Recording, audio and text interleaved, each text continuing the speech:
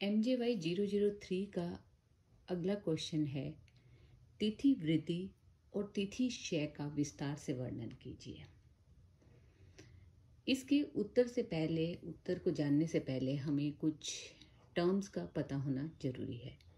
जैसे कि एक चांद्रमास में 30 तिथि होती है और एक तिथि सूर्य और चंद्रमा के 12 अंश के अंतर से एक तिथि बनती है और एक तिथि को एक चांद्र दिन कहते हैं। और एक सावन दिन जो कि एक सूर्योदय से दूसरे सूर्योदय तक का काल होता है उसे एक सावन दिन कहते हैं। एक अहोरात्र 24 घंटे होते हैं और 24 घंटे में 60 घटी होती है और एक घटी में 60 पल होते हैं।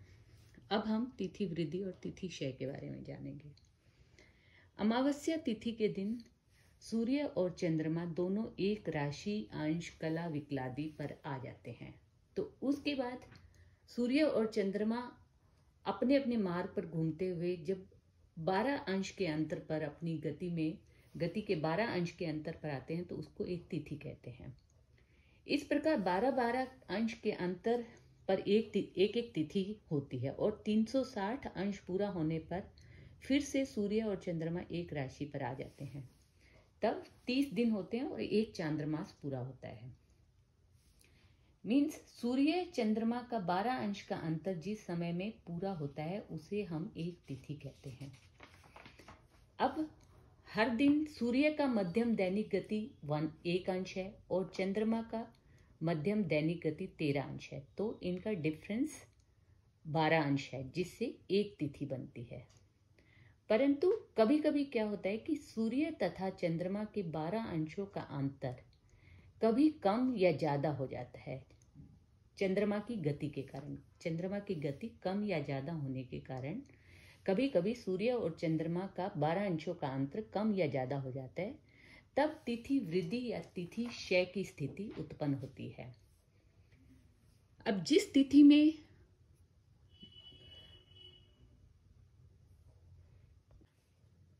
तिथि का सूर्योदय से संपर्क नहीं होता वह क्षय तिथि होती है। अर्थात सूर्योदय के बाद कोई तिथि स्टार्ट हो और अगले सूर्योदय से पहले वह तिथि समाप्त हो जाए तो उसे क्षय तिथि कहते हैं। जैसे इसमें चतुर्थी तिथि सूर्योदय के बाद स्टार्ट हो रही है, पंचमी तिथि सूर्योदय के बाद स्टार्ट हो रही है और पंचमी तिथि सूर्योदय से पहले समाप्त हो रही है। तो इस एग्जाम्पल में पंचमी तिथि का क्षय हो गया है। तो तिथि क्षय की स्थिति उत्पन्न होने पर एक सावन दिन अर्थात एक सूर्योदय से दूसरे सूर्योदय तक के समय में 3 तिथियों की संधि होती है। मीन्स यहाँ पर इस एक सावन दिन में चतुर्थी भी है, पंचमी भी है, षष्ठी भी है।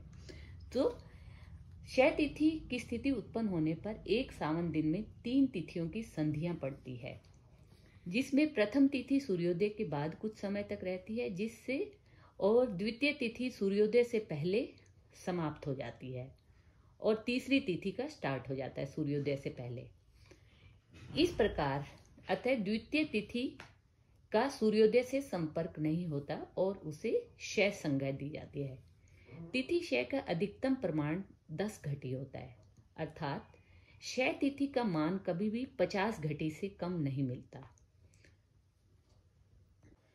जब एक तिथि में 2 सूर्योदय हो तो वह उस तिथि की वृद्धि हो जाती है।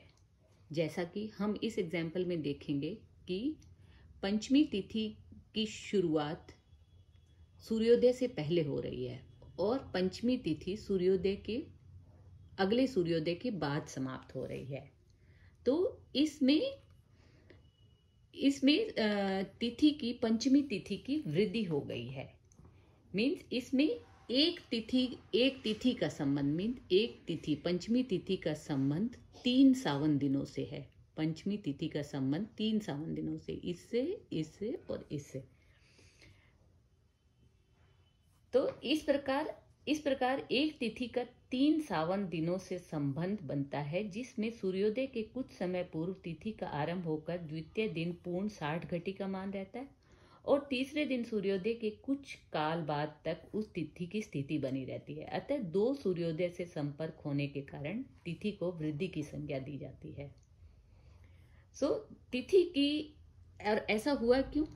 ये तिथि वृद्धि और तिथि क्षय जो है, तिथि वृद्धि चंद्रमा की कम गति के कारण होता है और तिथि क्षय चंद्रमा की फास्ट गति के कारण होता है। तिथि वृद्धि का अधिकतम मान 7 घटी तक का होता है, जिससे तिथि 67 घटी तक की हो सकती है।